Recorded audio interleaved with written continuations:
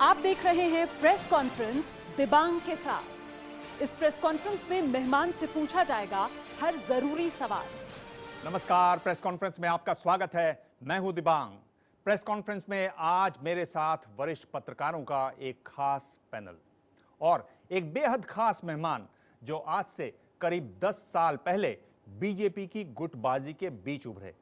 इन 10 सालों में वो अपने राज्य में बीजेपी का इकलौता चेहरा बन गए। उन्होंने अपनी सादगी और भदेसपन को अपनी ताकत बनाया, विकास के लिए एक मॉडल भी बनाया और उनके प्रशंसक याद दिलाते रहे कि विकसित गुजरात के मुकाबले एक बीमारू राज्य को विकास के नक्शे पर खड़ा करना ज्यादा चुनौतीपूर्ण काम है। लेकिन आज इस सबसे अजब गजब राज्य के ये नेता एक अजीबोगरीब मुश्किल में फंसे हैं। इसके बावजूद हमारे खास मेहमान मध्य प्रदेश के मुख्यमंत्री शिवराज सिंह चौहान आपको अक्सर मुस्कुराते हुए मिलेंगे। फिलहाल आप मुस्कुरा रहे हैं, धन्यवाद शिवराज जी, आपने समय दिया। आपसे जरूरी सवाल हम सब पूछेंगे, लेकिन उससे पहले देखते हैं इनके सफर पर एक रिपोर्ट।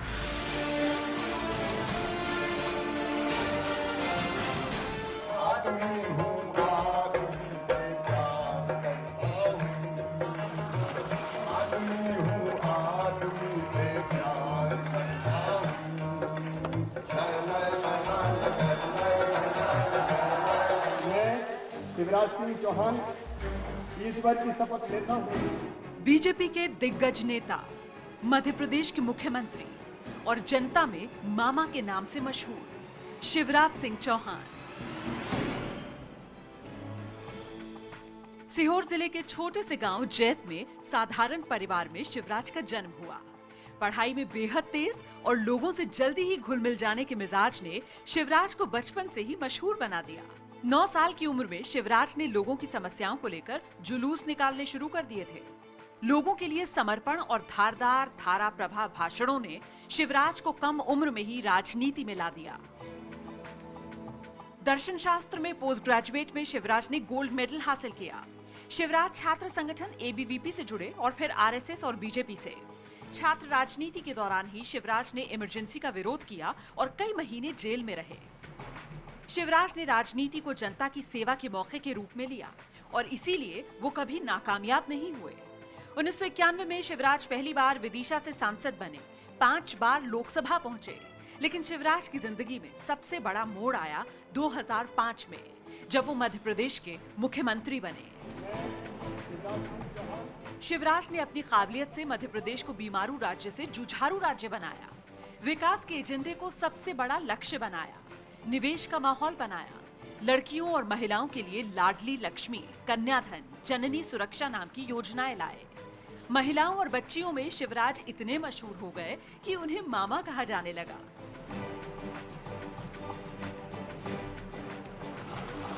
छप्पन साल के शिवराज सिंह चौहान को मुख्यमंत्री बने 10 साल हो गए हैं, लेकिन ना तो उनकी सादगी में कमी आई और ना ही उनके काम के अंदाज में अहंकार दिखा।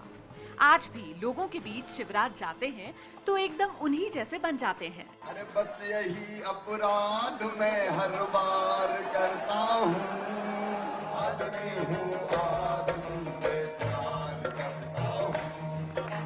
ला ला ला ला ला ला ला फिलहाल शिवराज सिंह चौहान की सरकार देश के सबसे बड़े और चर्चित व्यापम भर्ती घोटाले में घिरी हुई है। शिवराज पर तमाम आरोप लगे हैं, लेकिन वो खुद को बेदाग बता रहे हैं।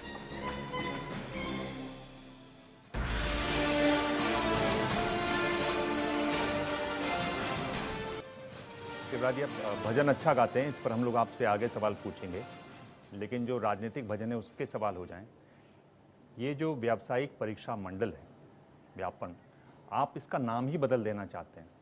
क्या आपको लगता है कि नाम बदल देने से ये जो दाग है ये धुल जाएगा? ये किस तरह की कोशिश है? देखिए, सबसे पहली बात तो मैं ये बताऊं कि जिसको महाघोटाला कहा जा रहा है उसके बारे में भ्रम है। 2005 में अंत में मैं मुख्यमंत्री बना। उसके पहले भर्ती परीक्षाओं की कोई ट्रांसपेरेंट व्यवस्थाएं नहीं थी। अगर पुलिस में भर्तियां होनी थी तो आईजी और एसपी भर्तियां करते थे। शिक्षकों की भर्तियां जिला पंचायत, जनपद पंचायत के अध्यक्ष, सीओज और एक शिक्षा समिति होती थी वो करती थी। पटवारी की भर्तियां होती थी तो कलेक्टर, डिप्टी कलेक्टर मिलकर करते थे। कोई ट्रांसपेरेंट व्यवस्था नहीं थी। मैंने भर्ती परीक्षाओं में ये फैसला किया कि हम व्यवस्थाओं को ट्रांसपेरेंट करेंगे। मेरिट के आधार पर भर्ती हो, इसकी व्यवस्था हम बनाएंगे। जैसे एक ही उदाहरण मैं दूंगा, पुलिस की भर्ती हमने 2 जगह कर दी। फिजिकल पुलिस वाले करेंगे, लेकिन जो लिखित परीक्षा होगी वो दूसरी जगह होगी, और फिजिकल में भी वीडियोग्राफी होगी। और अगर दौड़ाएंगे तो पाँव में RF टैग बांध कर दौड़ाएंगे ताकि कंप्यूटराइज स्पीड निकल के आ जाए और कोई बेईमानी ना हो सके। ऐसी हर एक परीक्षा, चाहे वो शिक्षकों की हो, भर्ती की जो परीक्षा थी, चाहे वो वन रक्षक की हो, चाहे वो आंगनवाड़ी कार्यकर्ताओं की हो, हमने तय किया कि 12वीं में जो जिसके गांव में सबसे ज़्यादा नंबर होंगे वो आंगनवाड़ी कार्यकर्ता होंगी। नंबर 1 अगर इनकार करेगी तो नंबर 2, नंबर 3, नंबर 4। हमने भर्ती की एक पूरी की पूरी ट्रांसपेरेंट व्यवस्था बनाने का काम किया। फिलहाल तो सवाल ये है कि क्या आप समझ रहे हैं कि नाम बदल देने से सब कुछ नाम बदल बदलने जाएगा? का सवाल नहीं है, ना नाम बदला है। हम लोगों ने व्यवस्था को और ठीक करने की कोशिश और काम किया है, और पिछले 6 महीनों में जो काम वहाँ हुआ है उसके कारण ISO सर्टिफिकेट भी व्यापम को मिला है। तो आप ये कह रहे हैं कि नाम बदलने की कोई योजना नहीं है, ये एक बड़ी खबर आप दे रहे हैं मुझे। राशिद किदवई हमारे साथ भोपाल से ही आए हुए हैं। क्या वजह रही कि एकदम से ये व्यापम का मामला बहुत तेजी से उछला तथा संदिग्ध हालात में कुछ लोगों की मौत हुई, कुछ हत्याओं के भी आरोप लगे? तो क्या इसके पीछे आपको लगता है कि कोई राजनीतिक षड्यंत्र था, अंदरूनी था, या बाहर से हुआ? इसके बारे में आपका क्या कहना है? देखिए, मैं केवल 2 चीज़ें कहना चाहूँगा। कुछ तो परिस्थितियाँ ऐसी बनी कि एक के बाद एक मृत्यु हुई, और विशेषकर हमारे भाई अक्षय जी, उनकी मृत्यु हुई। उसके कारण लोगों का ध्यान उस तरफ गया, लेकिन कांग्रेस लगातार कोशिश कर रही थी। 10 साल से मैं मध्य प्रदेश का मुख्यमंत्री हूँ। मैदान में कांग्रेस मुझे पराजित अभी तक कभी नहीं कर पाई। अभी 20 दिन पहले भी जो बाई इलेक्शन हुए उसमें भारतीय जनता पार्टी फिर जीत के आई है। लेकिन कांग्रेस के बड़े बड़े नेता, जिनमें राजा भी रहे हैं, महाराजा भी रहे हैं, जो ये मानते थे कि मुख्यमंत्री रहना हमारा जन्मसिद्ध अधिकार है, एक छोटे से परिवार का, गांव में रहने वाला साधारण परिवार का नौजवान मुख्यमंत्री 10 साल से लगातार मुख्यमंत्री है, उसको मैदान में नहीं हटा सकते। तो आरोपों की भट्टी में जलाने की कोशिश करो, छवि खराब करो, प्रतिमा खंडित करो, और एक लंबे समय से लगातार कांग्रेस एक के बाद एक झूठे आरोप लगाती जाती। एक असत्य निकलता तो दूसरा लगाती, दूसरा सत्य निकलता तो तीसरा लगाने का वो प्रयास करते हैं। और मुझे तकलीफ केवल इतनी है कि उनके जो आरोप होते हैं वो शिवराज को बदनाम नहीं करते, शिवराज से ज़्यादा मध्य प्रदेश की छवि पर प्रश्न चिन्ह खड़ा करने का काम करते हैं। ये मेरे लिए तकलीफ की बात है, मध्य प्रदेश के लोगों के लिए तकलीफ की बात है। मैं ये देख रहा हूँ कि मैंने आपके इंटरव्यू और भी देखे हैं, एक तो आप थोड़ा परेशान लग रहे हैं, तो आप परेशान बिल्कुल ना हो। दूसरी बात मैं कह रहा हूँ कि सवालों के आप सीधे जवाब नहीं दे रहे हैं, आप सीधे जवाब दें, क्योंकि आपके इंटरव्यूज बहुत सारे मैंने देखे हैं। मैं आपसे ये पूछ रहा हूँ कि मैं एक बात का खंडन तो कर दूं आपका, जरूर, कि परेशानी का कोई सवाल ही नहीं है। परेशान होता तो आपके सामने आता कौन? ठीक है, मैं आपसे पूछ रहा हूँ कि गवर्नर की बात करें। गवर्नर अक्यूज नंबर 10 हैं, गवर्नर पर हाई कोर्ट ने फैसला दिया। आप लोग सुप्रीम कोर्ट में क्यों नहीं गए? गवर्नर को बचाने की आपको क्यों लगी रही? क्या इसमें ये बात थी कि अगर गवर्नर जाते हैं तो अगला नंबर मुख्यमंत्री पर आता है? क्या ये डर था कहीं? देखिए, डर का तो कोई सवाल ही कहीं से कहीं तक नहीं है, और इसलिए इस व्यापम की जांच के बारे में गवर्नर वाले सवाल, हाई कोर्ट में लोग गए, हाई कोर्ट ने कहा जांच ठीक है, सुप्रीम कोर्ट में गए, सुप्रीम कोर्ट ने कहा जांच ठीक है, CBI को भी दिया है। तो हमने इसलिए हाई कोर्ट और सुप्रीम कोर्ट से प्रार्थना की है कि अगर कहीं संदेह की सुई भी आपकी तरफ उठे तो लोकतंत्र लोकलाज से चलता है। अगर कोई जरा सी भी संदेह की सुई उठी है तो फिर CBI जांच कर ले। हमने प्रार्थना की हाई कोर्ट से, सुप्रीम कोर्ट से। हाथ कंगन को आरसी का, सांच को आँच कहाँ, और इसलिए उसका सवाल ही नहीं है। जहाँ तक गवर्नर साहब का सवाल है, गवर्नर का पद संवैधानिक पद है। मैंने प्रारंभ से ही कहा है कि उस पद के बारे में मैं कुछ नहीं कहूँ। पर आपको नहीं लगता कि आपको गवर्नर के बारे में सुप्रीम कोर्ट में जाना चाहिए था? हाई कोर्ट के बाद इस पर बात करनी चाहिए थी। केंद्र में सरकार आपकी, मामला सुप्रीम कोर्ट में है, वो जो फैसला करेंगे वो सामने आएगा। पर देखिए कि कांग्रेस के तो सारे राज्यपाल आपने हटा दिए, इनमें क्या खास बात है? इनसे कोई आपकी अच्छी जान पहचान है, या आपको लगा कि नहीं इनकी उम्र बहुत हो गई है, इनको रखे रहें? क्या कोई तो एक बात रही होगी? नहीं, ये फैसला भारत सरकार करती है। इसमें आपकी कोई राय नहीं थी क्या, या आपकी राय आप बताना नहीं चाहते? गवर्नर कभी भी मुख्यमंत्री तय नहीं करते। या बिल्कुल सही है, पर आपकी क्या राय है कि अगर मैंने शिवराज जी, मैं आपसे इसलिए पूछ रहा हूं क्योंकि आप एक तरफ तो कह रहे हैं कि आप निष्पक्ष जांच होनी चाहिए, आप ये कह रहे हैं किसी को बख्शा नहीं जाएगा।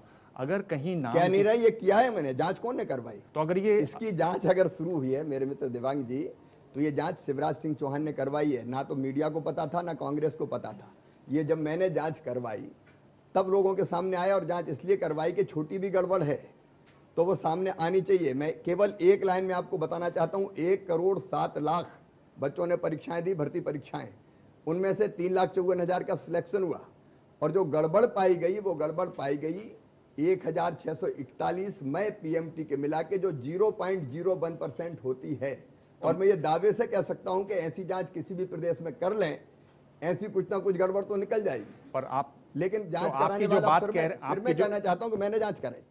जी हाँ, सवाल जो था उसके जवाब के तौर पर मैं आपकी बात जो मुझे समझ में आ रही है वो ये है कि मैं जांच करवाऊंगा, मैंने लगातार जांच करवाई है, पर गवर्नर कुछ कर रहे होंगे तो मैं उस पर कुछ नहीं बोलूंगा। गवर्नर के पद को मैं संवैधानिक पद है इसलिए मैं छोड़ना चाहता हूं। देखिए, एसटीएफ ने जांच की, जांच में जो तथ्य उनको मिले उसके आधार पर एफआईआर हुई, उसके आधार पर कार्रवाइयां हुई, उसमें और किसी तथ्य का सवाल ही नहीं। गवर्नर को छोड़कर मैं सबकी जांच कराने को तैयार हूं, कह रहे हैं शिवराज सिंह देखिए, चौहान। मैंने केवल इतना कहा है कि जो जांच हुई है वो सबके सामने है। जांच एसटीएफ ने की, उसके बाद एफआईआर हुई, उसके बाद हाईकोर्ट में मामला गया, हाईकोर्ट ने अपना एक फैसला दिया। मैं फिर ये कहना चाहूंगा कि इससे ज्यादा गवर्नर के पद पर एक मुख्यमंत्री का कहना उपयुक्त नहीं है। मेरा ये पूछना था आपसे कि इस मामले में बहुत से छात्र भी आरोपी हैं, गिरफ्तार भी हुए हैं, उनके पेरेंट्स भी गिरफ्तार हुए हैं। भाई, ये जो आपका व्यापम है, ये तो पूरी तरह से एक तरह सत्ता और दलालों का खेल था कुल मिलाकर। तो इसमें ये लोग तो बेकसूर लोग फंस गए, तो इनके बारे में आपने कभी कुछ सोचा है? आपके मन में कोई बात है? देखिए, हम लोगों ने इस जांच को एसटीएफ को सौंपा, और मैंने जैसा अभी निवेदन किया कि कुल मिला के ऐसे मामले निकले 1,07,00,000 भर्ती पर जो भर्तियां थी उसमें भाग लिया लोगों ने, विद्यार्थियों ने, उनमें से 1,641 0.01%। अब ये एसटीएफ ने जो जांच की उसके आधार पर जो लिंक्स उनको मिले, उसके आधार पर उन लोगों को आरोपी बनाया। उस जांच में हमने कोई इंटरफेयर नहीं किया। बीच में इस जांच की मॉनिटरिंग आई हाईकोर्ट के पास, हाईकोर्ट ने फैसला किया कि इसकी मॉनिटरिंग हम करेंगे, और एसटीएफ अगर रिपोर्ट करेगी तो वह हाईकोर्ट को करेगी, वो राज्य शासन की रिपोर्ट नहीं करेगी। अब उनने जिनको आरोपी माना, एसटीएफ ने जो तथ्य थे उसके आधार पर कार्रवाई हुई। लेकिन मैं ये निवेदन करना चाहूँगा कि ये तथ्य भी गलत गया कि इतने लोग गिरफ्तार हैं। कुल मिला के 2,600 के आसपास आरोपी बने, उनमें से 2,200 पकड़े गए, उनमें से 1,860 की जमानत हो गई, जिनमें विद्यार्थी थे, छात्र थे, उनके अभिभावक थे। लेकिन जो मेन रैकेटियर या इस तरह के जो लोग थे वो जेल में हैं। शिवराज जी, इसमें कहीं आपको लोग वहाँ मामा जी कहते हैं, मामा जी का मतलब आप परिवार से जुड़े हैं, संवेदनशील व्यक्ति हैं, पर इस सब में जो भी जांच चल रही है उसमें कहीं ना कहीं जो छात्र हैं, निर्दोष छात्र हैं, उनका हिस्सा छूट जा रहा है, उनकी बात नहीं सुनाई दे रही, उनकी तरफ आप मुखातिब नहीं है। नहीं, किन की तरफ मुखातिब नहीं? जो छात्र हैं, जो निर्दोष हैं। देखिए, निर्दोष के खिलाफ तो कार्रवाई होने का सवाल ही पैदा नहीं होता, निर्दोषों के खिलाफ कार्रवाई नहीं होगी। लेकिन एक जांच एजेंसी जब आपने तय कर दी और उसने जांच की, तो वो जांच में जो भी तथ्य मिले उसके आधार पर कार्रवाई हुई। और मैंने कहा कितने हैं वो संख्या मैंने आपको बताई। शिवराज जी, मैं इस सवाल को और खोल देता हूँ जी। मैं कह रहा हूँ कि इसी तरह का एक घोटाला हुआ हरियाणा में, जहाँ चौटाला जी जो मुख्यमंत्री थे वो जेल में गए, बड़े अधिकारी जेल में गए। यहाँ बड़े पैमाने पर आपके राज्य में आत्महत्याएं हुई क्योंकि आपने पाया कि यहाँ तो बहुत बड़े लोग शामिल हैं, आरएसएस और बीजेपी के बड़े बड़े लोगों के नाम आ रहे हैं। तो आपने चेहरा घुमाया उन लोगों की तरफ जिन्होंने एग्जाम दिए थे, वहाँ परिवार टूटे, शादियाँ टूटी, लोगों ने आत्महत्याएं की। तो एक तरीके से आपने कुछ लोगों को बचाने के लिए, उन पर असर कम करने के लिए आपने इस तरफ नजर मोड़ी। अगर ये मैं कहूँ तो इसमें गलत है क्या? क्योंकि हरियाणा में भी, हरियाणा में इस तरह से की जब वो हुई तो इस तरह से बड़े पैमाने पर आत्महत्या नहीं हुई। जी, आप बिल्कुल गलत हैं। गलत इसलिए हैं आप कि आप कह रहे हैं किसी को बचाने के लिए, इसमें किसी को बचाने का सवाल ही पैदा नहीं होता। सबसे पहली चीज तो ये देखिए कि अगर किसी को बचाना होता तो जांच होती क्यों? जांच के लिए किसी ने कहा था क्या? जांच तो जैसे मुझे पता चली कि पीएमटी की परीक्षा में कुछ फर्जी छात्र बैठ रहे हैं, उन फर्जी छात्रों को पकड़ा गया, तो हमने कहा कि इनके पीछे कौन है। और उनके पीछे जो था, जब उसको पकड़ा तो पता चला कि ये भर्ती परीक्षा तक गया है, और इसलिए हमने एसटीएफ को जांच की। मेरे मित्र देवांग जी, अगर किसी को बचाना होता तो जांच की कहने मुझसे कोई नहीं आया, ये जांच मैंने खुद करवाई थी, इसलिए ना तो किसी को फंसाया गया है और ना किसी को बचाया गया है। जो तथ्य थे उसके आधार पर कार्रवाई हुई है। आपसे अगला सवाल पूछें उससे पहले आप ये सुन लीजिए, आप ही की पार्टी की बड़ी नेता हैं, आपकी खास बहन है, देखिए इनका क्या कहना है।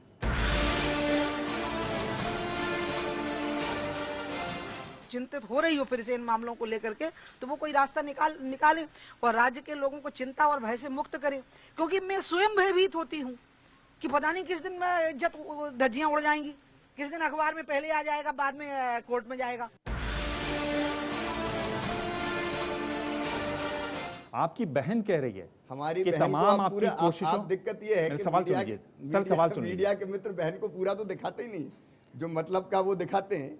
अगर पूरा सुनेंगे तो उन्हें आपकी अदालत में जब सवाल पूछा गया, नहीं ये आपकी अदालत नहीं है, ये एक नहीं, ये आपकी अदालत है, मैं उससे इनकार नहीं कर रहा, लेकिन पूरा वर्जन अगर सुनेंगे तो उन्होंने अपनी बात स्पष्ट की है और उन्होंने कहा है क्या कहा ये उन्होंने ये वो कह रहे हैं कि मैं तो डर ही रहती हूँ, लोग में भय का वातावरण है। आप कह रहे हैं मैं बहुत अच्छा काम कर रहा हूँ, क्यों नहीं आप उनके पास जाते बैठते, उनसे समझते कि क्या गड़बड़ कहाँ रह रही है? ये आपको बता के बैठेंगे क्या उनके पास? हम रोज बैठते हैं जब जरूरत होती है तब। तो उसके बावजूद अगर ये कह रहे हैं फिर तो मामला गड़बड़ है शिवराज जी। अगर उसके बावजूद ये अगर ऐसा कह रही हैं तो इसका मतलब मामला कहीं गड़बड़ है। उनकी बात सुन के तो यही ध्वनि निकलती है। मेरी उनसे कई बार चर्चा हुई है, हम लोग साथ बैठे हैं और उन्होंने उसको सार्वजनिक रूप से भी व्यक्त किया है, और इसलिए अगर कोई गड़बड़ होती तो वो आपसे भी कहती, ऐसी कहीं कोई बात नहीं है, आप उनसे बात कर लीजिएगा। उन्होंने एक बार नहीं कई बार ये स्पष्ट किया कि एसटीएफ की जांच अच्छी हुई है, ट्रांसपेरेंट हुई है, उसकी तारीफ भी उन्होंने की है। उन्होंने पहले कहा था कि इसको सीबीआई को भी दिया जा सकता है, अब सीबीआई को दे दिया गया मामले में। उन्होंने ये भी कहा कि चारा घोटाले से भी बड़ा घोटाला है, इस पर हम लोग आएंगे। पर प्रदीप जी आप अपना सवाल पूछिए। जी, आपने पारदर्शिता की बात की कि 2005 में आप मुख्यमंत्री बने तो उसके बाद इस तरह की भर्तियों में पारदर्शिता लाने की कोशिश की। 2007 में ये बिल्कुल स्पष्ट हो चुका था कि ये घोटाला बड़े पैमाने पर और ऑर्गेनाइज्ड घोटाला है। इसमें सरकार में बैठे बहुत से लोग शामिल हैं, आपके कैबिनेट के सहयोगी शामिल, आपके अधिकारी शामिल, आपके निजी सहायक शामिल। तो ये किस तरह की पारदर्शिता है, कैसा सुशासन है कि मुख्यमंत्री को पता नहीं और इतना बड़ा घोटाला इतने लंबे समय तक चलता रहा? देखिए, ये कहना बिल्कुल गलत है कि ऑर्गेनाइज घोटाला 2007 या 2000 के पहले चल रहा था। पहले जो गड़बड़ हुई वो पीएमटी की भर्ती परीक्षा में गड़बड़ हुई, और वो मुन्ना भाई टाइप की गड़बड़ हुई कि एक की जगह दूसरा बैठ गया। जब ये पता चला तो 2007 में पकड़े गए ऐसे जो मुन्ना भाई टाइप के लोग थे, 9 में 11 में वो गिरफ्तार हुए। लेकिन होता ये था कि उनको पकड़ने के बाद उनकी गिरफ्तारी होती थी, वो जमानत पे छूट जाते थे, और जिनकी परीक्षा, जिनके बदले वो बैठते थे, उनकी परीक्षा निरस्त हो जाती थी। 2013 में हमने ये फैसला किया, खुद मैंने ये फैसला किया कि पीएमटी की केवल जो परीक्षा में छात्र बैठते हैं उनको नहीं, उनके पीछे कौन है इसको देखने की कोशिश होनी चाहिए। लेकिन आपके जो नजदीक लोग थे, मैं कैबिनेट के साथी, आपके निजी सहायक, वो ये काम कर रहे थे, आपको खबर क्यों नहीं? मैं पूरी बात कर लूँ कि पहले पीएमटी में ये फर्जीवाड़ा होता था, तब वो गिरफ्तार भी हुए हैं। अगर आप आंकड़े उठा के देखेंगे तो पीएमटी की परीक्षा में जब गड़बड़ हुई तो विद्यार्थी पकड़े गए और पकड़ने के बाद कार्रवाई हुई। लेकिन भर्ती की परीक्षा में, क्योंकि ये भर्ती की जो व्यवस्था बनाई थी, ये बनाई हमने 2007 में थी। इसके पहले तो खुला खेल फर्रुखाबादी होता था, और उसके बाद जब हमने इस गैंग को पकड़ा जो फर्जी छात्रों को बिठाता था, तब ये पता चला कि 2012 में, 2013 में भर्ती परीक्षाओं में भी गड़बड़ हुई है। हमने 2013 में पकड़ ली, और पकड़ने के बाद जो भी थे, अब ये तो मैं कहता हूँ आज पूरे जिम्मेदारी के साथ कि व्यापम की जांच पर मुझे अफसोस नहीं, मुझे गर्व है कि हमने जो भी उसमें पाए गए तथ्यों के आधार पर उनके खिलाफ कार्रवाई की, एसटीएफ ने कार्रवाई की, गिरफ्तार हुए लोग। पर इनके सवाल पर रहे कि अगर ये ऑर्गेनाइज नहीं होता तो कैसे सब गिरफ्तार हो? आपके मंत्री एक जेल में हैं। अब मैं यही कहना चाहता हूँ, सुदर्शन जी का नाम आ जाता है, सोनी जी का नाम आ जाता है, वो आरएसएस के बड़े लोगों के नाम आ जाते हैं, एक के बाद एक लोग सब अंदर जा रहे हैं। लगता है कि आपने सब अंदर नहीं जा रहे, आप लगता है कि एक मिनट देवांग जी, मेरे सवाल सुनिए। आपने कुछ ऐसे नाम लिए, मेरा निवेदन, हाँ, मेरे सवाल मैं अपना सवाल पूरा कर लूं, आप जवाब दीजिएगा। ऐसा लग रहा है कि आपने एक चोर दरवाजा खोला हुआ था जहां से लोग किसी तरह से नौकरी पा रहे थे, अचानक वहां पर धर पकड़ हुई और आपको वो बंद करना पड़ा। ये आप न्याय नहीं कर रहे हैं मध्य प्रदेश के साथ भी। नहीं, आप न्याय नहीं कर रहे हैं चोर दरवाजे की बात करके। पहले कहीं दरवाजा ही नहीं था, मैंने दरवाज़ा बनाया और उसमें अगर सेंध लगाने की कोशिश हुई तो पकड़ा। और इसलिए इस बात का आज नहीं, इतिहास कभी मूल्यांकन करेगा कि पकड़ने वाला कौन है, जांच करवाने वाला कौन है। और आपने जो कुछ नाम लिए हैं बेमतलब के वो नाम लिए गए, कहीं किसी का कोई संबंध नहीं था, कहीं किसी का कोई रिश्ता नहीं था। और इसलिए मैं निवेदन करना चाहता हूँ कि जो इस तरह का कोई व्यक्ति सामने आया उसके खिलाफ कार्रवाई हुई, और ये कार्रवाई करने का हमें गर्व है। और नहीं तो ये चलता, हमने जरा सा भी अगर गड़बड़ हुई तो उस गड़बड़ को पकड़ने का काम किया। और इसलिए मैं इतना केवल निवेदन करना चाहता हूँ कि जिसने जांच की वो अपराधी कैसे हो गया, जिसने जांच की उसी को कटघरे में खड़े करने की कोशिश क्यों हुई। और ये कोशिश किन लोगों ने की? उन लोगों ने जिन्होंने कभी कोई व्यवस्था बनाई ही नहीं थी।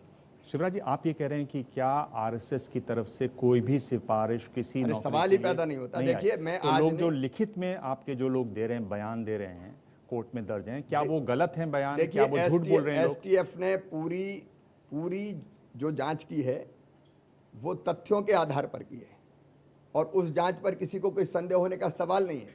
ये शिवराज सिंह चौहान नहीं कह रहा, हाई कोर्ट ने ये कहा कि एसटीएफ ने जांच बहुत अच्छी की है, और अपने फैसले में कहा कि सीबीआई को देने की जरूरत नहीं है, उससे गलत संदेश जाएगा। और केवल हाई कोर्ट ने नहीं कहा, हमारे देश की न्याय व्यवस्था पर तो हम सब विश्वास करेंगे। सुप्रीम कोर्ट में लोग गए तो सुप्रीम कोर्ट ने यह कहा कि एसटीएफ ने जो जांच की है वो जांच बहुत अच्छी हुई है, और इसलिए इसको सीबीआई को देने की जरूरत नहीं है। तो एसटीएफ ने जिनको माना, जिनके खिलाफ तथ्य और प्रमाण मिले, उनके खिलाफ कार्रवाई हो गई। अब राजनीतिक विद्वेष के कारण या राजनीतिक मकसद पूरा करने के लिए किसी का भी नाम ले दो तो हर कोई अपराधी हो जाएगा क्या?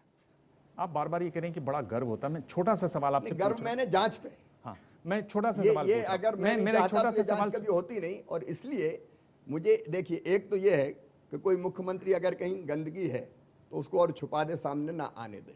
और दूसरा देखिए, ये खतरा मेरे सामने भी था कि जांच कराएंगे, लोग पकड़े जाएंगे, तथ्य सामने आएंगे और उसके कारण कटघरे में खड़े किए जाएंगे। मैंने कहा कटघरे में खड़ा होना मंजूर है, लेकिन किसी तरह की गड़बड़ी होती रहे ये किसी भी कीमत पर मैं नहीं होने दूंगा, इसको बर्दाश्त नहीं करूंगा मैं। शिवराज जी, शुरू में आप थोड़ा, मैंने जब कहा आप थोड़ा परेशान लग रहे थे, पर आप पूरे अब फॉर्म में हैं। नहीं, मैं तब भी परेशान नहीं था, अब भी परेशान नहीं।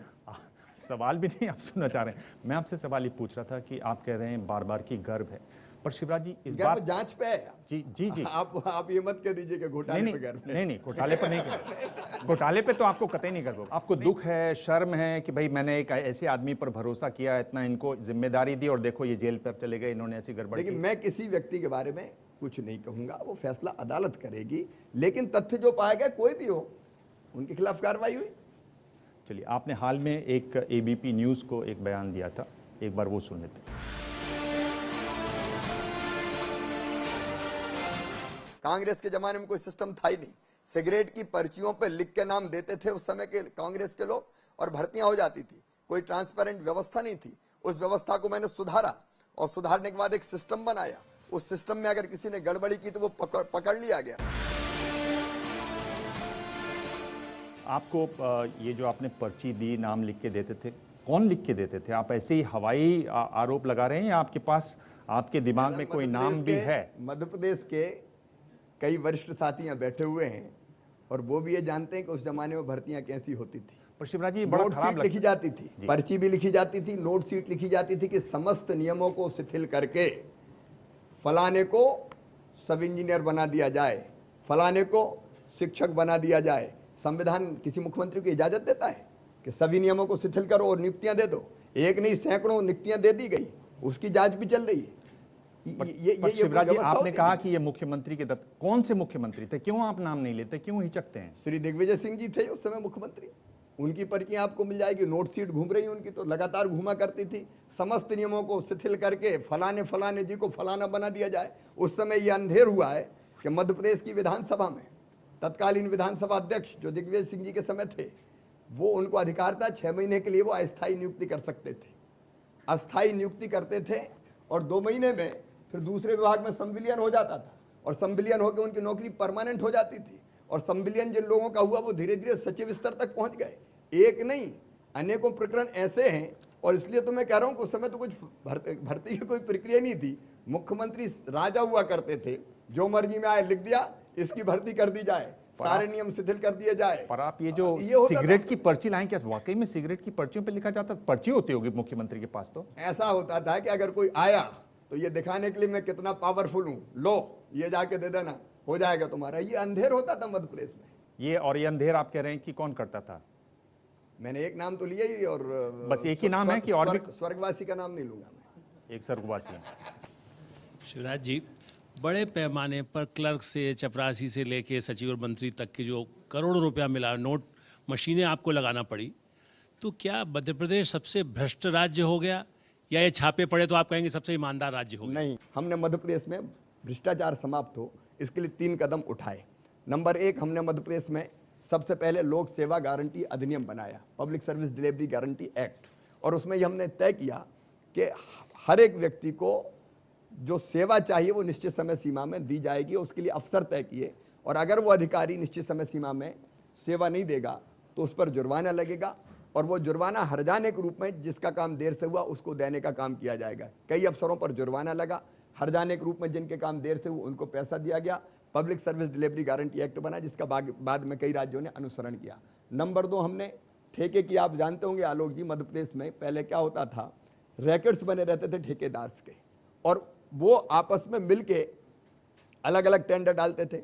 हमने ई टेंडरिंग, ई पेमेंट और ई मेजरमेंट की व्यवस्था लागू की। मध्य प्रदेश में अब 2 लाख से नीचे के टेंडर भी ई टेंडरिंग के माध्यम से होते हैं।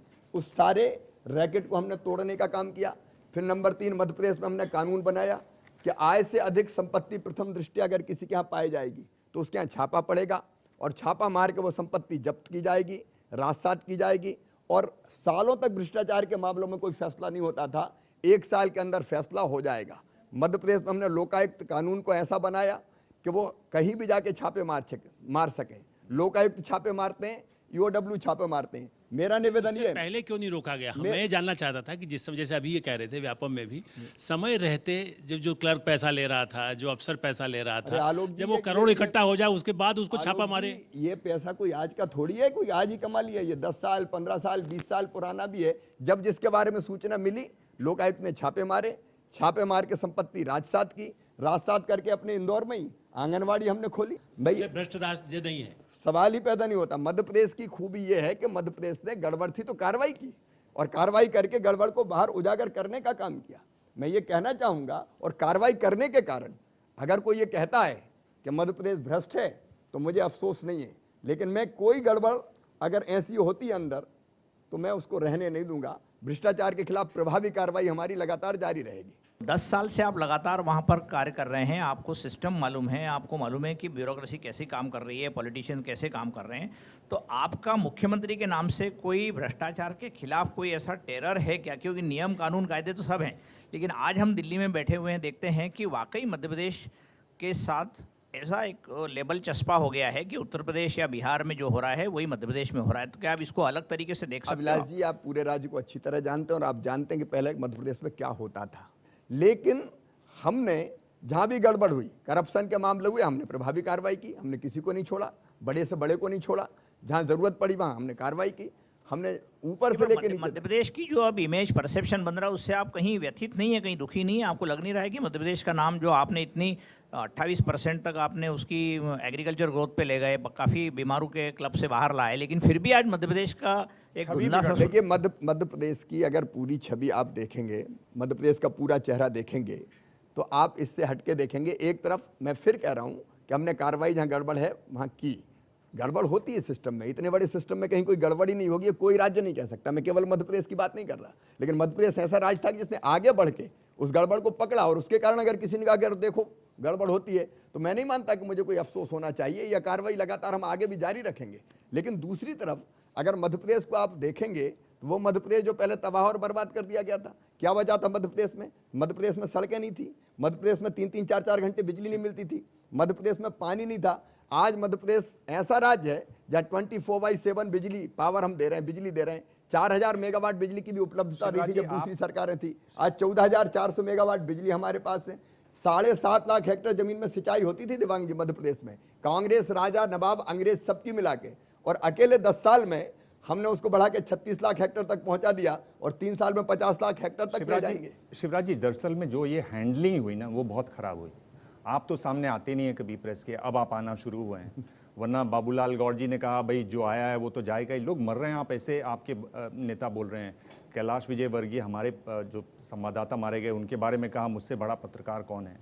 ये तो असंवेदनशील बात है। उन्होंने अपनी स्थिति को स्पष्ट किया था, इसलिए उस पर मैं कुछ नहीं कहना चाहूँगा। पर आपने ये बातें सुनी हैं, आप जानते हैं इन बातों को। आप बीच में कहाँ छुपे हुए थे? आप किस मैनेजमेंट में आप लगे हुए थे? देखिए कहाँ थे आप? क्यों नहीं आए सामने? दिवांग जी, मैं सामने नहीं, आपने देखा होगा 3 दिन लगातार जिस भी चैनल ने कहा बात करो, मैंने कहा बात करो सीधे। अब लेकिन इसी में एक छोटा सा सवाल, लेकिन क्या इस पूरे घोटाले के से आपकी छवि पर असर पड़ा है? देखिए, जो सच होता है वो सच होता है। सच के सूरज को असत्य के बादल लंबे समय तक ढांक के नहीं रख सकते। जो चीज़ है वो सामने आती है तो भ्रम का निवारण हो जाता है। लेकिन मुझे बड़ी तकलीफ ये है कि मध्य प्रदेश की छवि जो खराब करने की कोशिश की गई है। मुझे वो मध्य प्रदेश जिसके बारे में मैं बता रहा था, हमने जहाँ सड़कों का जाल बिछाया, वो मध्य प्रदेश जिसकी विकास दर के बारे में अगर आप बात करें तो 7 साल से लगातार डबल डिजिट, ये चित्र भी जाने दीजिए दिवांग जी, नहीं तो ये अन्याय हो जाएगा। आप मध्य प्रदेश को पूरा सामने आने दीजिए। डबल डिजिट में विकास दर मध्य प्रदेश के लगातार 7 साल से बनी हुई है। 2 साल से हम विकास दर के मामले में नंबर 1 हिंदुस्तान में है। एग्रीकल्चर ग्रोथ रेट के मामले में दुनिया में हिंदुस्तान नहीं, दुनिया में मध्य प्रदेश का कोई मुकाबला नहीं। 18%, 20%, 24% की विकास दर हम हासिल करने का काम कर रहे हैं। और उस मध्य प्रदेश के बारे में चित्र केवल ये जाए तो ये ठीक नहीं है। मैं निवेदन करना चाहूंगा, मध्य प्रदेश आज सबसे तेज गति से बढ़ने वाला राज्य है। जो विकास मध्य प्रदेश का होना चाहिए था वो नहीं हुआ। और यदि आपको लगता है विकास बहुत हुआ है तो क्या आप एकदम नंबर 1 स्टेट हो गए हैं? आप बिल्कुल खुश हैं सारे विकास से? क्योंकि जिस रोड की बात कर रहे हैं मध्य प्रदेश में, अब भोपाल और इंदौर के बीच में बसें चलना बंद हो गई। ये रोड की स्थिति है। नहीं। अभी ये लेटेस्ट खबर है कि वहाँ बरसात के कारण इतना ये हो गया है, डूब गई। तो ये ऐसे कई है। बिजली की बात भले ही करते हो, लेकिन आज भी ऐसे कई गांव है कि जहाँ बिजली का संकट है। ये एक्सेप्ट करना पड़ेगा आपको। कई जगह है, भंडारण की स्थिति थी, जब आपके पास पैदावार ज़्यादा हो गई तो भंडारण की प्रॉब्लम हो गई। तो ये सारी प्रॉब्लम स्थिर सरकार होने के बाद भी क्यों नहीं हो पाई? अशोक जी, मैं आपसे निवेदन करूं कि मध्य प्रदेश की जो हालत 10 साल में हुई, जब श्रीमान दिग्विजय सिंह जी मुख्यमंत्री हुआ करते थे मध्य प्रदेश के, सड़क, बिजली, पानी कुछ था ही नहीं मध्य प्रदेश में। मध्य प्रदेश ऐसा राज्य था कि जहाँ की डामर सड़क पहले गिट्टी सड़क हुई, गिट्टी सड़क फिर मिट्टी सड़क हो गई थी। पीछे जा रहे थे हम। विकास दर का हाल ये था कि जो मध्य प्रदेश में जो एग्रीकल्चर ग्रोथ के मामले में माइनस, मतलब प्लस का तो सवाल नहीं था, माइनस मध्य प्रदेश चला गया था। उस मध्य प्रदेश में अगर 10 साल में आप देखेंगे तो मैंने निवेदन किया 7 साल तक हमारी जो ग्रोथ रेट है वो डबल डिजिट में बनी रही। देश की जो एवरेज ग्रोथ थी, देश की जो ग्रोथ थी उससे लगभग दुगनी हमने हासिल की। एग्रीकल्चर ग्रोथ रेट की मैंने आपसे बात की। आप अभी सिंचाई की बात अगर करें तो नर्मदा और छिप्रा को जोड़ने से लेके हमने 36 लाख हेक्टर जमीन में सिंचाई करके दिखाई। आप भंडारण की बात कर रहे हैं, मध्य प्रदेश का जो हमारा वेयर हाउसिंग कारपोरेशन है वो FCI के बाद दूसरे नंबर पर है, जिसने इतनी भंडारण की क्षमता निर्मित करने का काम किया है। अब हमें कैप स्टोरेज नहीं बनाने पड़ते। आप सड़कों की बात कर रहे हैं, मैं निवेदन करना चाहूँगा आप मध्य प्रदेश के स्टेट हाईवे पे कहीं से कहीं तक चले जाइए, इंदौर हो, भोपाल से सागर हो, आप कहीं भी चले जाइए, शानदार सड़कें हमने बनाने का काम किया है। हमने बिजली 14,400 मेगावाट तक उत्पादित करके दिए और 18,000 मेगावाट तक हम 3 साल में पहुंच जाएंगे। और अगर मध्य प्रदेश में आप देखें इन्वेस्टमेंट की दृष्टि से तो 1,15,000 करोड़ रुपए का इन्वेस्टमेंट अभी आया है। TCS मध्य प्रदेश में आ रही है, इन्फोसिस मध्य प्रदेश में आ रही है, नरसिंह मुंजी और आपके सिम्बायोसिस जब आएंगे शिवराज जी, जब ये लोग वहां पहुंच जाएंगे तब हम लोग इस पर और हमारी बात होगी। अब विकास की बात भी देवांग जी हो जाने। नहीं बिल्कुल, विकास की काफी बात है। मैं आपसे जवाब ही नहीं हुआ ना। मैं जी आप बोलिए। मेरा सवाल ये है, क्या आप इस विकास से खुश हैं? मैं ये कहना चाहूंगा कि जितने गड्ढे कांग्रेस की सरकार करके मध्य प्रदेश में गई थी उसको भर के हम तेजी से आगे बढ़े हैं। और आज मैं नहीं कहता, जमाना कहता है विकास के मामले में 3 बार कृषि कर्मण पुरस्कार हमने हासिल किया है। हमारे मध्य प्रदेश के बच्चे, मैं एक बात और कहना चाहूँगा कि मध्य प्रदेश के बच्चों को बदनाम ना करे कोई। यही मध्य प्रदेश के बच्चे, अभी IIT की परीक्षा हुई, नंबर 1 पे मध्य प्रदेश के बेटा बेटी, नंबर 2 पे मध्य प्रदेश के बेटा बेटी, नंबर 3 पे मध्य प्रदेश के बेटा बेटी। UPSC के एग्जाम वो तो हम नहीं लेते, उसमें मध्य प्रदेश के बच्चे सिलेक्ट हो रहे हैं। क्लेट के एग्जाम में मध्य प्रदेश के बच्चे सिलेक्ट हो रहे हैं। NIT में मध्य प्रदेश के बच्चे सिलेक्ट हो रहे हैं। मध्य प्रदेश में सब गड़बड़ हो गया, कहीं कोई ठीक बचे ही नहीं, ऐसी स्थिति नहीं है। मध्य प्रदेश के पूरी उत्तरी हिस्सों में डकैतों का आतंक होता था। शाम को 5 बजे के बाद लोग निकलते नहीं थे। डाकू या तो सारे मार दिए गए या भगवान या फिर जेलों में पहुंच गए। आज एक भी सूचीबद्ध डाकुओं का गिरोह मध्य प्रदेश की धरती पर नहीं है। नक्सलवाद को पूरी तरह से कंट्रोल करने का काम किया है तो मध्य प्रदेश ने किया है। ऑर्गेनाइज क्राइम मध्य प्रदेश में नहीं होते, छुटपुट अपराध होते, मैं नहीं कहता, उसके बारे में इनकार नहीं करता। पर मैं आपसे ये पूछ रहा हूँ कि मध्य प्रदेश में एक तरीके से आप आरएसएस का एजेंडा कैसे चला देते हैं? यानी आपने सूर्य नमस्कार करवा दिया बच्चों से, आदिवासी इलाकों में कहा कि भाई उनको अंडे नहीं खाने चाहिए। क्या ये बातें पता नहीं कहां से क्या ये बातें मैंने सही कभी हैं? कही नहीं। क्या ये बातें सही हैं? पूछ रहा हूँ मैं आपसे। नहीं, एक तो कोई एजेंडा है तो विकास का एजेंडा है, जन कल्याण का एजेंडा है, और विकास के एजेंडे पर किसी भी मापदंड पर मध्य प्रदेश को माप लीजिए। मैं ये कह सकता हूँ कि जितना बेहतर काम पिछले 10 सालों में मध्य प्रदेश में हुआ है उसके पहले कभी नहीं हुआ। ये मैं दावे के साथ कहता हूँ, आंकड़ों के साथ कहता हूँ, तथ्यों के साथ कहता हूँ। और जहाँ तक आप संघ की बात कर रहे हैं, हम लोग संघ के स्वयंसेवक हैं, हमें गर्व है उस पर कोई उसका सवाल नहीं है। लेकिन कोई एजेंडा थोड़ी है, एजेंडा है तो जन कल्याण का एजेंडा है। ये अब आप अगर अंडे वाली बात गलत है क्या? ये तो गलत है बिल्कुल। कभी मध्य प्रदेश में पता नहीं कहाँ से ये बात आ गई। हमने ये कहा कि हम मध्य प्रदेश में आंगनबाड़ी में बच्चों को दूध देने का काम करेंगे।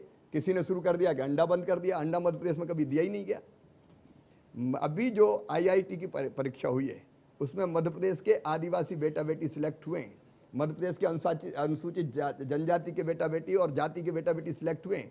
अभी मैंने उनको CM हाउस में सम्मानित किया। बैगा जाति आपने नाम सुना होगा, जो विलुप्त होने के कगार पर थी, उस बैगा जाति के बेटा बेटी मध्य प्रदेश के IIT में सिलेक्ट हो रहे हैं। और सरकारी स्कूलों के बच्चे जिनको सरकारी हमने कोचिंग देने का काम किया है। आपने पुराने कांग्रेस सरकारों के बारे में भी बोला कि वहाँ उन्होंने कोई व्यवस्था नहीं की, लेकिन आप पर आरोप लगाया है।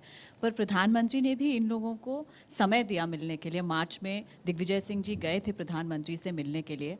इस कॉन्टेक्स्ट में बस मुझे ये पूछना है कि केंद्र या जो सेंट्रल लीडरशिप है पार्टी की, BJP की, क्या आप उसकी सपोर्ट से खुश हैं कि उन्होंने आपका साथ दिया और आप जो बात कहना चाहते हैं उसकी पुष्टि की और उसी को माना? देखिए, प्रधानमंत्री जी का ये बड़प्पन है कि वह किसी भी राजनीतिक दल के नेता हो, मिलना चाहे तो उनको समय देते हैं। ये प्रधानमंत्री जी का बड़प्पन है। और इसलिए मैं मानता हूं कि प्रधानमंत्री जी ने बिल्कुल ठीक किया। जहां तक सवाल है प्रधानमंत्री जी के पास क्यों गए थे, बोले मुख्यमंत्री ने जो हार्ड डिस्क निकली थी एक्सेल सीट, उसमें CM लिखा हुआ था 48 जगह, और वो काट के गवर्नर लिख दिया, मिनिस्टर लिख दिया। अब मैंने खुद ये कहा कि इसकी जांच SIT से निवेदन किया कि इसकी जांच करो।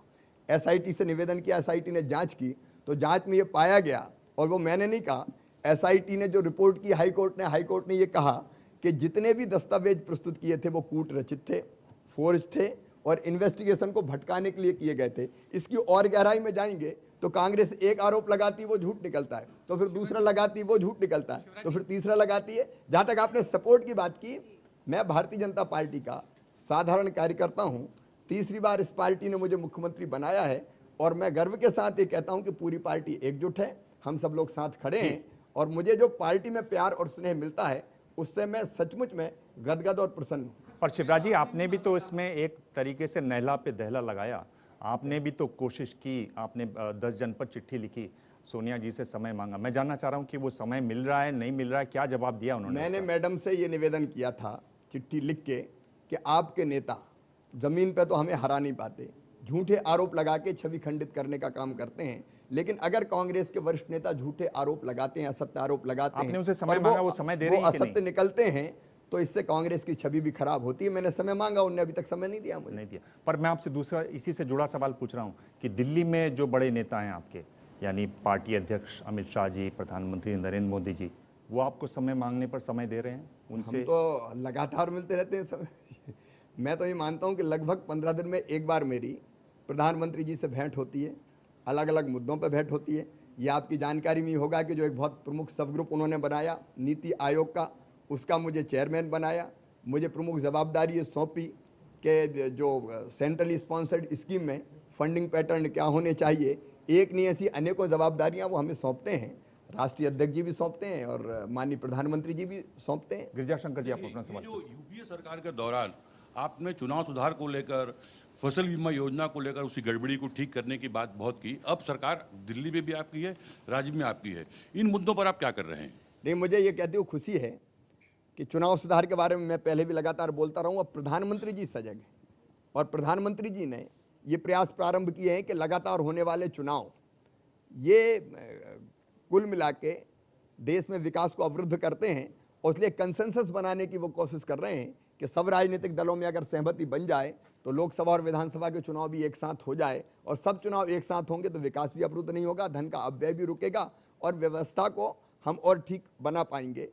फसल बीमा योजना के बारे में ज़रूर कहना चाहूँगा कि केंद्र सरकार भी विचार कर रही पूरी गंभीरता के साथ कि देश में अगर किसानों को बचाना है हमको, तो ऐसी फसल बीमा योजनाएं, देखिए 3 उपाय करने पड़ेंगे। एक, उत्पादन की लागत कम करनी पड़ेगी, दूसरे, उत्पादन के ठीक दाम देने पड़ेंगे, और तीसरे, अगर किसान की फसलों का नुकसान हो जाए तो उसकी भरपाई करनी पड़ेगी। और वो भरपाई के लिए 2 कदमों की बात मैं विस्तार में जाकर नहीं करूँगा, वो भरपाई हो सकती अच्छी फसल बीमा योजना से। पुरानी सरकारों ने जो फसल बीमा योजना चलाई वो बहुत डिफेक्टिव थी, वो किसान के लिए नहीं थी, वो वस्तुतः बीमा कंपनियों के लिए थी या बैंकों की रिस्क कवर हो जाए इसके लिए थी।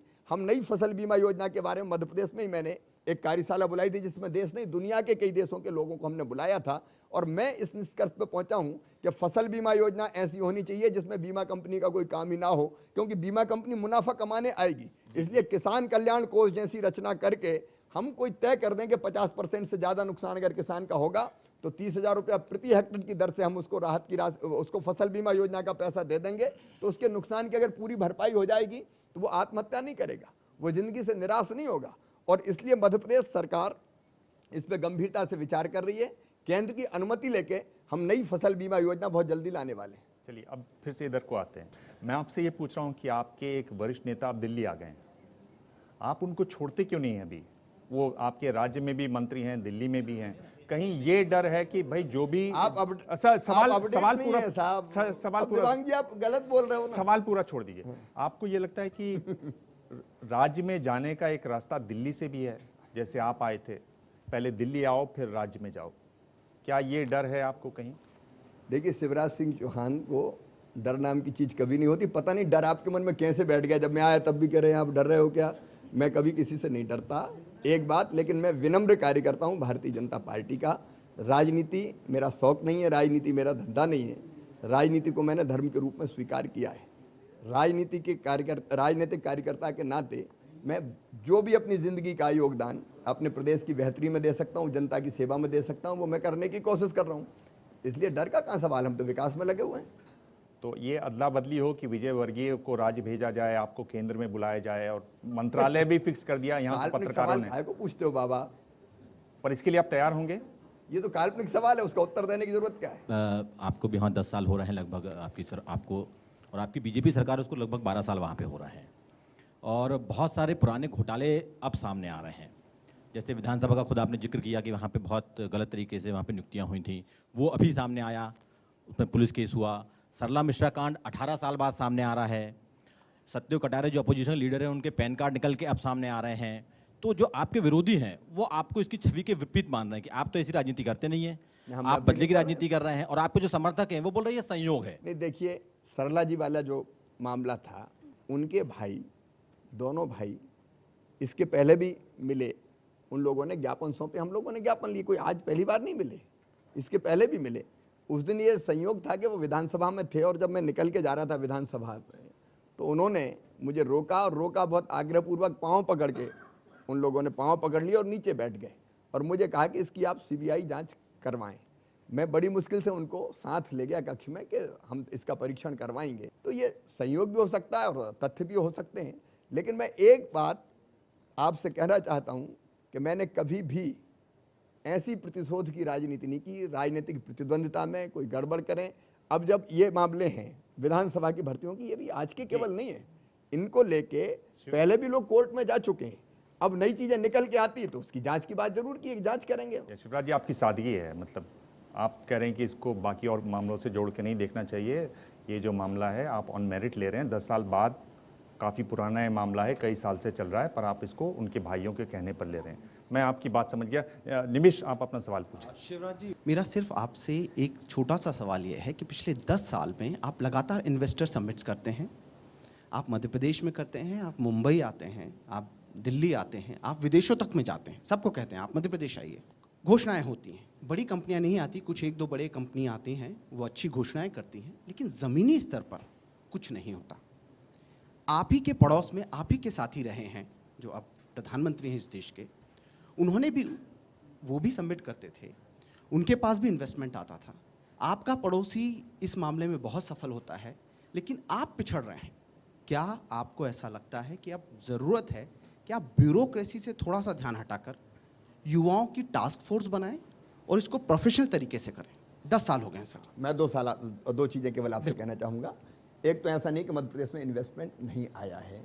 1,15,000 करोड़ का इन्वेस्टमेंट मध्य प्रदेश में ज़मीन पर उतर गया है, उत्पादन प्रारंभ हो गए हैं। आपके एशिया का सबसे बड़ा सोलर पावर प्लांट नीमच में शुरू हो गया है। आपकी जानकारी में होगा, टेक्सटाइल इंडस्ट्री जितनी थी मध्य प्रदेश में, पंजाब से के कई इंडस्ट्रिस्ट मध्य प्रदेश आए हैं। TCS, इन्फोसिस, उनके कैंपस इंदौर में बनाने का काम हो रहा है। पावर प्लांट्स कई मध्य प्रदेश में लगे हैं। दवाइयों के निर्माण के क्षेत्र में मध्य प्रदेश काफ़ी आगे हैं। अलग अलग कंपनीज मध्य प्रदेश में आ गई हैं। आपने इंडस्ट्री की बात की, लेकिन राजीव रंजन श्रीवास्तव एक और बहुत महत्वपूर्ण मुद्दा है, उसको उठा रहे हैं। जी, आप लगातार विकास की बात करते आ रहे हैं, लेकिन पिछले दिनों जो आंकड़े आए हैं उसमें ये बताते हैं कि मध्य प्रदेश के लगभग 60% बच्चे जो गरीब तबके के हैं वो कुपोषण के शिकार हैं। तो ऐसे में जब बच्चों का भविष्य ही सुरक्षित नहीं है तो आपके जो विकास के दावे हैं वो कितना मायने रखते हैं? देखिए, मैंने जो बातें कही है अभी वो सारी तथ्यों पर आधारित है, केवल आंकड़े नहीं है। और मध्य प्रदेश में अगर कोई परिवर्तन नहीं आता तो आज मध्य प्रदेश में कृषि के उत्पादन को अगर आप देखेंगे तो लगभग 4 साल में दुगना हो गया, लगभग 4 साल में दुगना हुआ। पर कैपिटा इनकम अगर मध्य प्रदेश में देखेंगे 2002 और 3 में पर कैपिटा इनकम थी 3-4 तक लगभग 13,000 रुपया, अब वो बढ़ के हो गई है लगभग 59,000 रुपया के आसपास पर कैपिटा इनकम बढ़ी है। हम लोगों ने कुपोषण दूर करने के लिए कई तरह की योजनाएं, जिसमें आंगनवाड़ी में दूध देने की बात भी जो हमने शुरू की, उसमें से पता नहीं अंडा कहाँ से निकल गया, हमने वो भी शुरू की है। IMR, MMR अगर आप देखेंगे तेज गिरावट उसमें हो रही है। तो लगभग सभी सेक्टर्स में काम हो रहा है और सभी पैमाने और मापदंड पर आप देखेंगे तो मध्य प्रदेश तेजी से आगे बढ़ रहा है। अर्जुन सिंह जी ने जो 84 में इंडस्ट्रियलाइजेशन किया था, जिसके कारण काइनेटिक होंडा या दूसरी कंपनियां आई या ऑटो इंडस्ट्री आई, उसके बाद मध्य प्रदेश में ना तो ऑप्टिक फाइबर में ना किसी एरिया में कोई काम नहीं हुआ। हमने 27 नए औद्योगिक क्षेत्र मध्य प्रदेश में विकसित करने का काम किया है, जिनमें इंडस्ट्री आ रही है। छोटे छोटे शहरों में लघु और कुटीर उद्योगों का जाल बिछ रहा है। लगभग 2 लाख यूनिट लघु उद्योगों की, कुटीर उद्योगों की लगी है। शिवराज जी बताइए कि अगर ये बात आपकी सही है तो गुजरात कैसे आपसे आगे निकल जाता है? नहीं, गुजरात तो देखिए बहुत आगे है ही। मैं ये नहीं कह रहा कि हम सबसे अच्छे हैं। गुजरात में तो आप देखेंगे ऐतिहासिक रूप से भी गुजरात विकसित प्रांत रहा है। और दूसरी एक विशेषता रही है कि वो प्रांत जो समुद्र के किनारे रहे हैं, जिनके पास अपने पोर्ट रहे हैं, उनके पास एक अलग एडवांटेज होता है। हम तो लैंड लॉक्ड प्रदेश है मध्य प्रदेश के, लेकिन हमने जो सेंट्रली लोकेटेड हैं हम उसको अपनी ताकत बनाने की कोशिश की है। इसमें जो मैंने शुरुआत में कहा, जो आपके प्रशंसक अडवाणी जी ने कहा कि भाई एक बीमारू राज्य को खड़ा करना गुजरात जो एक विकसित राज्य है उसके मुकाबले ज़्यादा चुनौतीपूर्ण है, आप सहमत हैं इससे? देखिए, गुजरात की अपनी व्यवस्था विशेषता है और नरेंद्र मोदी जी जैसा कल्पक नेतृत्व गुजरात को मिला। कल्पनाशील मस्तिष्क के वो धनी हैं और आइडियाज उनके पास इतने हैं कि वो बेजोड़ मैं उनको कह सकता हूँ। तो निसंदेह गुजरात को आगे बढ़ाने में उनका जो योगदान है वो बहुत ज़बरदस्त है। लेकिन मध्य प्रदेश का जहाँ तक सवाल है, एक पिछड़ा राज्य, एक बीमारू राज्य, एक ऐसा राज्य कि जहाँ कुछ था ही नहीं, उसको वहाँ से उठा के यहाँ तक लाना वो भी अपने आप में एक उपलब्धि है। शिवराज जी, जब ये अडवाणी जी ने बात कही थी उसी दौरान और भी बहुत सारी बातें कही गईं और एक तरीके से आपको बहुत बड़ा नेता के तौर पर भी पेश किया गया। ये भी छपा अखबारों में कि भाई अगला प्रधानमंत्री पद का उम्मीदवार शिवराज क्यों नहीं हो सकता, उन्होंने ये काम किए हुए हैं, बड़ा लंबी एक लिस्ट गिनवाई गई। क्या आपको लगता है कि अब जब आप मुड़ के देखते हैं कि वो जो दौर चला, वो जो बातें हुई, उसका आपके राजनीतिक जीवन पर कोई भी असर पड़ा? देखिए, श्रीमान नरेंद्र मोदी जी और शिवराज सिंह चौहान में बहुत अंतर है। मोदी जी वैश्विक नेता हैं और उनमें जो क्षमता है काम करने की, उसकी तुलना और किसी से नहीं की जा सकती। हमने और हमारी पार्टी ने कभी ये नहीं सोचा कि उनके अलावा कोई दूसरी लीडरशिप हो सकती है इस समय, और इसलिए इस तुलना को आप मत कीजिए। मध्य प्रदेश में जो कुछ बेहतर हो सकता है वो मध्य प्रदेश के मुख्यमंत्री के नाते हम करने की कोशिश कर रहे हैं। मोदी जी बेजोड़ हैं और उनके नेतृत्व में हम सब काम कर रहे हैं। इस समय बीजेपी के 3 बड़े नेता संकट में हैं, विवाद में हैं, जो भी कह लीजिए, शिवराज सिंह चौहान, वसुंधरा राजे सिंधिया और सुषमा स्वराज। क्या ये केवल इत्तेफाक की बात है कि ये तीनों किसी न किसी समय मोदी विरोधी थे? कोई सवाल ही नहीं है, हम सब मोदी जी के साथ हैं।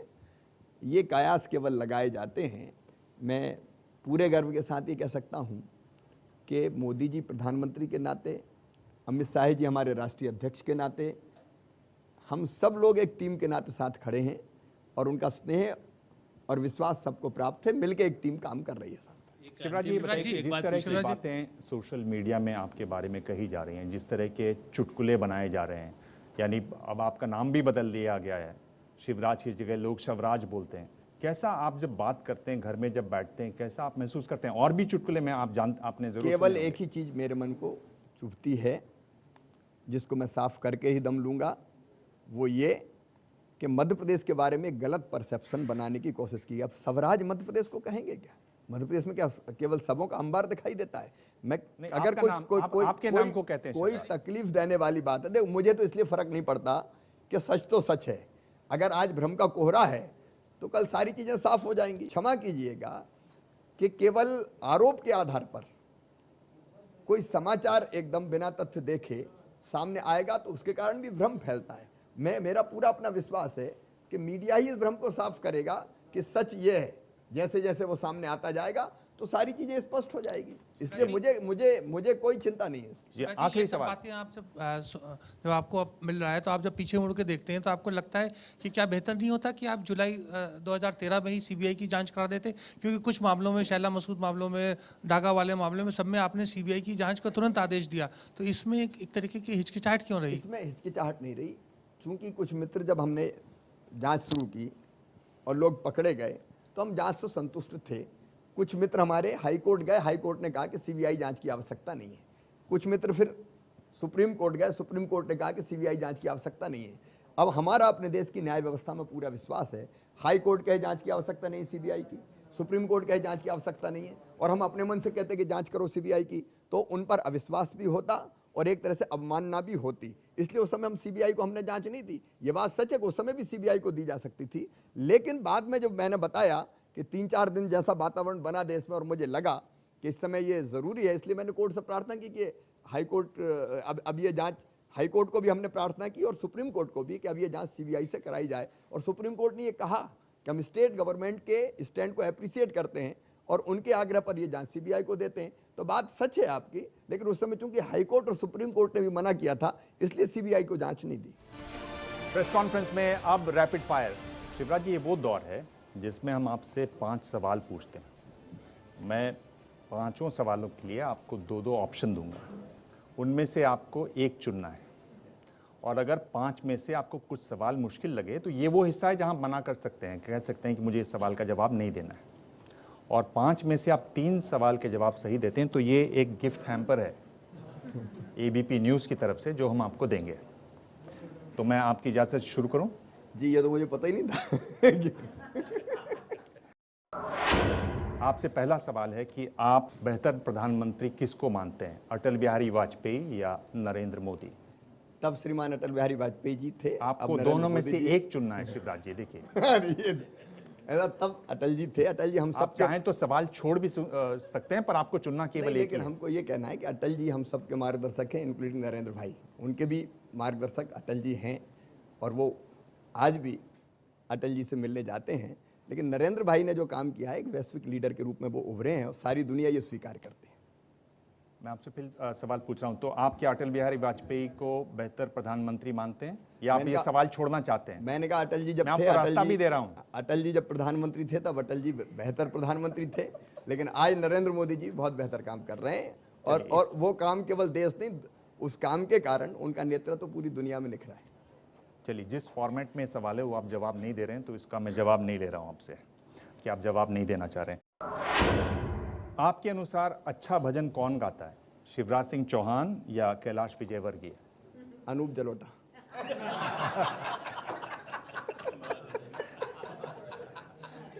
चलिए, अनूप जलोटा तो हो गए, उसके बाद इन दोनों में से अच्छा भजन कौन गाता है? नहीं, भजन तो कैलाश विजयवर्गीय अच्छा गाते हैं मुझसे। चलिए, कम से कम एक सवाल का जवाब आपने अब तक दिया है। आप अगला राष्ट्रपति किसको देखना चाहेंगे, लाल कृष्ण आडवाणी या मुरली मनोहर जोशी? नहीं, इसका जवाब तो मैं नहीं दूंगा।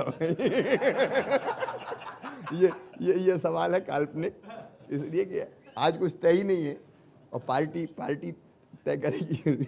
चलिए 2 सवाल और बचे हैं। आपके जितने भी राजनीतिक विरोधी हैं उनमें आप किसको ज़्यादा सक्षम मानते हैं, दिग्विजय सिंह को या ज्योतिरादित्य सिंधिया को? मैं तो इनको विरोधी नहीं मानता, ये तो मित्र है। निंदक नीरे राखी आंगन कुटी छवाए, बिन पानी साबुन बिना निर्मल करे सुबह। ये दुश्मन नहीं है, प्रतिद्वंदी भी नहीं है। इनमें आप परम मित्र किसको मानते हैं, दिग्विजय सिंह को या ज्योतिरादित्य सिंधिया? दिग्विजय सिंह तो परम मित्र हैं ही हमारे शुरू से। तो आप दिग्विजय सिंह इसका जवाब दे रहे हैं। आपसे आखिरी सवाल है कि आप किससे ज़्यादा परेशान रहे, जो डंपर घोटाला हुआ उससे या व्यापम घोटाला हुआ उससे? ऐसा है कि डंपर की भी आपको पूरी सच्चाई पता है। आरोप लगा और गलत सिद्ध हो गया, कोर्ट से हो गया, कचहरी से हो गया, सब जगह से हो गया, और ये भी गलत है। लेकिन मैं व्यापम के मामले में ये कहना चाहता हूँ कि इसके कारण प्रदेश की जो इमेज खराब हुई है उसने मुझे बहुत आहत किया है, और इसलिए मैं मानता हूँ कि इसके कारण प्रदेश की छवि को नुकसान पहुँचा है, और मैं कटिबद्ध हूँ कि सारी चीज़ें पूरे देश के सामने मैं साफ करूँ। चलिए, व्यापम को आप मान रहे हैं, तो आपने 5 में से 3 सवाल दे दिए। शिवराज जी, आपको बधाई, क्योंकि इस कार्यक्रम में आप पहले मेहमान हैं जिन्होंने 3 सवालों के सही जवाब दिए हैं। तो मैं आपको ये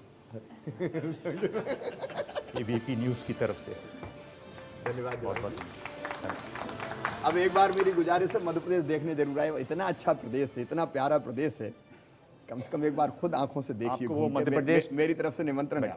आपको मध्य प्रदेश टूरिज्म की वो लाइन याद है क्या, जिसमें आप अजब गजब बताते हैं? हाँ, MP अजब है, उसमें क्या दिक्कत है, आप देखेंगे तो पाएंगे। धन्यवाद। आपको भी बहुत धन्यवाद। तो हमारे आज के खास मेहमान मध्य प्रदेश के मुख्यमंत्री शिवराज सिंह चौहान बताते हुए कि झूठ के बादलों में सच के सूरज को ज्यादा देर छुपाया नहीं जा सकता। इंतजार रहेगा सूरज का। अगले हफ्ते प्रेस कॉन्फ्रेंस में मिलेंगे एक और खास मेहमान से। तब तक देखते रहिए ABP न्यूज़।